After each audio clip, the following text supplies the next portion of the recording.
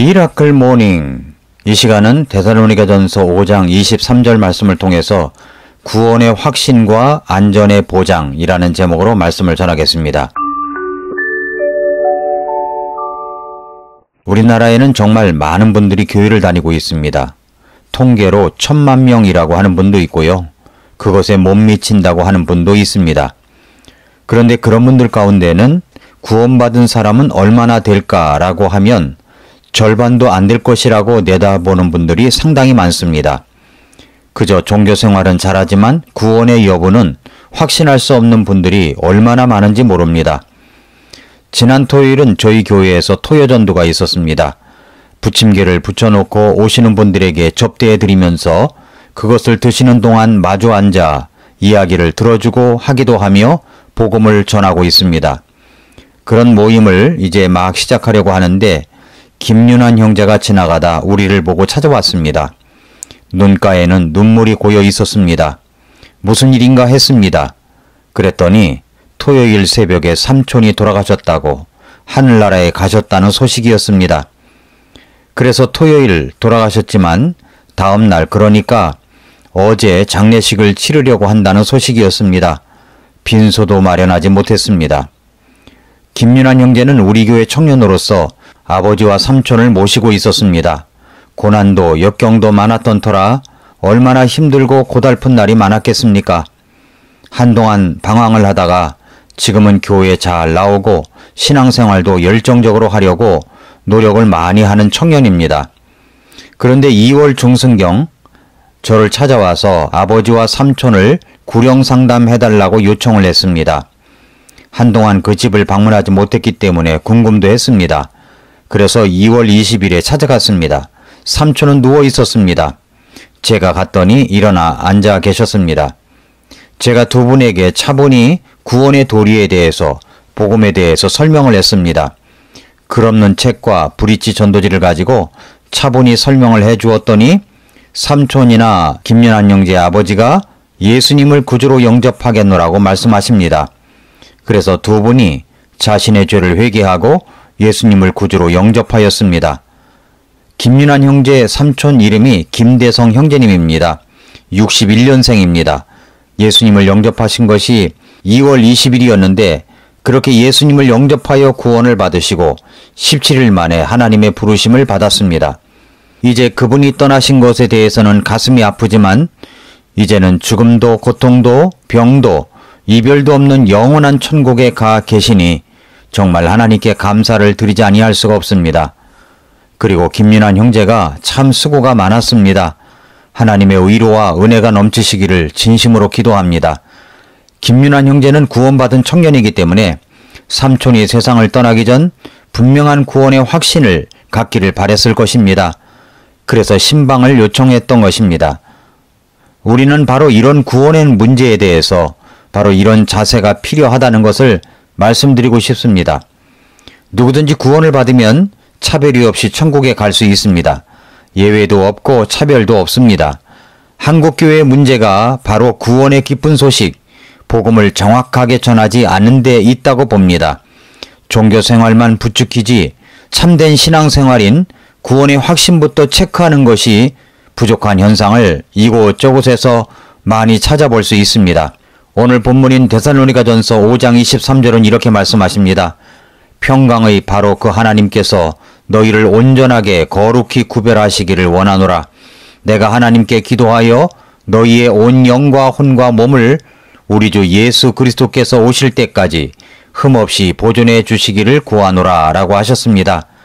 우리의 영과 혼과 몸이 우리 주님 예수 그리스도께서 오실 때까지 흠없이 보존되어야 합니다. 그것을 위해 기도하고 잘 보존해 질 수 있도록 성경적인 원리를 알고 갖추어가야 합니다. 우리가 삶의 문제에 직면한 사람을 살펴보면 무엇보다도 근원적인 문제가 있다는 것을 알아야 합니다. 근원만 치료하면 되는 것을 주변만 겉돌거나 문제의 결과만을 붙들고 씨름하다가 갈등과 고민으로 가슴앓이를 할 때가 얼마나 많습니까? 그래서 찾아온 여러 가지 질환을 치료하려고 병원 가고 약을 먹고 지냅니다. 사실 어떤 문제가 일어날 때 우리의 생활을 평가하거나 영적 상태를 잘할 수 있도록 조망해주는 어떤 지침이 있다면 상당히 도움이 될 수 있을 것입니다. 그래서 전에도 이런 종류의 말씀을 전했던 적이 있지만 이런 원리나 지침은 늘 반복하여 듣고 마음에 두어야 하기 때문에 성경적인 바른 구원과 영적 치유가 어떻게 이루어지는가 하는 기본적인 것들을 나누려고 합니다. 성경은 우리는 영과 혼과 몸으로 삼부로 구성된 인간으로 말씀하고 있습니다. 평강에 바로 그 하나님께서 너희를 온전하게 거룩히 구별하시기를 원하노라. 내가 하나님께 기도하여 너희의 온 영과 혼과 몸을 우리 주 예수 그리스도께서 오실 때까지 흠없이 보존해 주시기를 구하노라 라고 했습니다. 우리의 몸은 우리의 오감을 통해서 세계나 환경과 관계를 맺는 수단입니다. 우리의 혼은 우리의 자아의식 혹은 다른 사람과 관계를 맺는 곳입니다. 우리의 영은 하나님과 관계를 맺는 구조의 일면입니다. 우리의 혼은 생각과 지성과 감정, 정서 및 의지, 결단으로 이루어져 있습니다. 우리의 영은 직관, 양심, 그리고 영적인 교류의 기능을 갖고 있습니다. 몸과 혼 사이는 몸에 있는 호르몬 분비의 불균형이나 질병과 같은 신체상의 문제가 혼의 감정 상태에 나쁜 영향을 줄 수 있습니다. 이와 마찬가지로 오랫동안 지속적인 정신적인 문제로 고통을 받으면 영적 생활에 나쁜 영향을 미쳐 하나님과 동행하는 생활에 걸림돌이 될 수가 있습니다. 한편 거꾸로 영적으로 잘 조절되지 못하면 정신적으로 문제가 일어나거나 악화됩니다. 이처럼 세 영역, 영과 혼과 몸이 이 세 영역 중에 어느 한 부분이라도 장애가 있으면 그 장애는 나머지 영역에 차례로 나쁜 영향을 끼치게 되어 있습니다. 우리는 먼저 첫 번째로 하나님과 나와의 관계를 먼저 살펴볼 것입니다. 하나님과 나 사이의 개인적 관계가 형성되어야 되는데, 다시 말해서 하나님과 나 사이의 구원에 분명한 문제가 해결되지 않는다면 진정한 영적 치유는 일어나지 않습니다. 하나님과 나와의 관계는 영적인 영역입니다. 진정한 치유와 자유함을 얻기 위해서 먼저 영적인 영역의 관계가 바르게 되어야 하는데 그 5단계가 있습니다. 구원의 단계, 구원의 확신 단계, 구원의 보장 단계, 영접되어 받아진 단계, 그리고 전적인 의탁 단계입니다. 오늘은 그 첫 번째 구원의 단계와 두 번째 구원의 확신 단계에 대해서만 말씀을 드리도록 하겠습니다. 첫째는 구원의 단계입니다. 구원이라는 말, 구원받았다는 말은 여러 가지 말로 정의할 수 있습니다. 그리스도께로의 회심, 거듭남, 구원받음, 그리스도를 구주와 주님으로 믿음, 그리스도를 영접함, 그리스도를 받아들임, 그리스도를 알게 됨, 회개, 예수 그리스도에 대한 개인적 믿음을 통해 하나님과 인격적 관계를 맺음 등으로 다양하게 정의할 수 있습니다. 무엇보다 주 예수 그리스도께서 나의 구세주가 되시고 우리의 생활 한가운데 중심에 계시지 않으면 우리에게 필요한 변화를 일으키실 수 없습니다. 주님께서 내 마음에 들어오시게 되면 영적인 출생을 하게 됩니다. 이것은 그리스도 안에서의 첫 출발에 불과한 것입니다. 하나님과 나와의 관계에서 순서적으로 이루어져야 할 첫 단계는 구원의 문제입니다. 어떻게 구원을 받을 수 있습니까? 먼저 이것부터 알아야 됩니다. 하나님께서는 내가 구원받기를 원하신다는 사실입니다.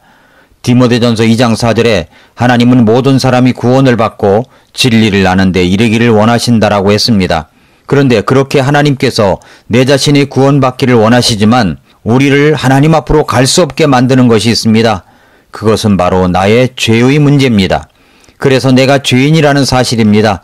우리는 먼저 태어날 때부터 죄인이라는 사실을 성령께서 우리 마음을 찔러주십니다. 로마서 5장 12절에 그러므로 한 사람으로 말미암아 죄가 세상에 들어오고 죄로 말미암아 사망이 들어왔나니 이와 같이 모든 사람이 죄를 지었으므로 사망이 모든 사람에게 임하였느니라 라고 말씀했습니다. 우리는 죄의 본성을 지닌 채 태어났기 때문에 자연히 죄를 짓습니다. 로마서 3장 23절에 모든 사람이 죄를 지어 하나님의 영광에 이르지 못하더니 라고 했습니다.